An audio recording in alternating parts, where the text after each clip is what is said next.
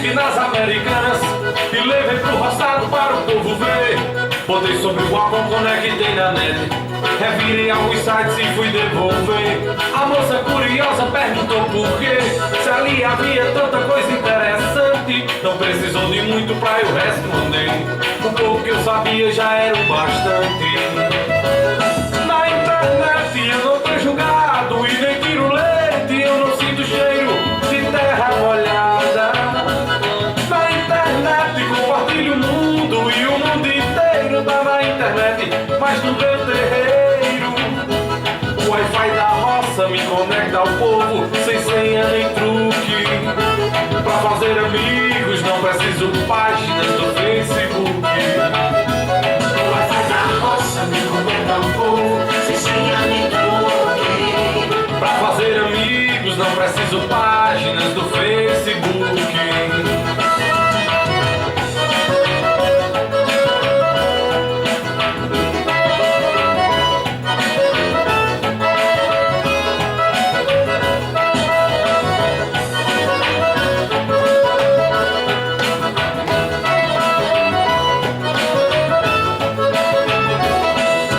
Chega num minuto por e-mail, o que o correio leva dias pra entregar. Quando a esmola é grande, o santo desconfia, é muita informação pra gente captar. A moda agora é comprar no Top Shop Time, mas sábado na feira é tudo mais em conta. Não se usa cartão nem boleto bancário, e muito menos frete pra entregar a compra.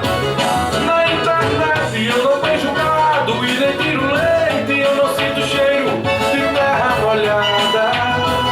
Na internet compartilho o mundo e o mundo inteiro tá na internet, mas no meu terreiro o Wi-Fi da roça me conecta ao povo sem senha nem truque.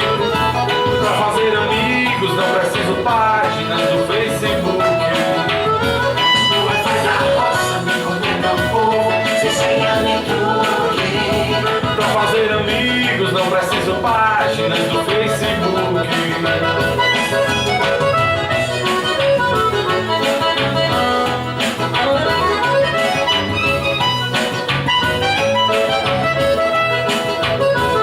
Na internet eu não fui julgado e nem tiro leite, eu não sinto cheiro de terra molhada.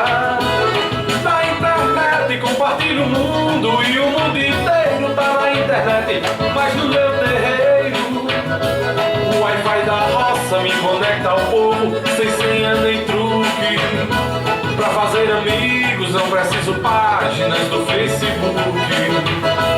O Wi-Fi da roça me conecta ao povo sem senha nem truque. Pra fazer amigos não preciso páginas do Facebook.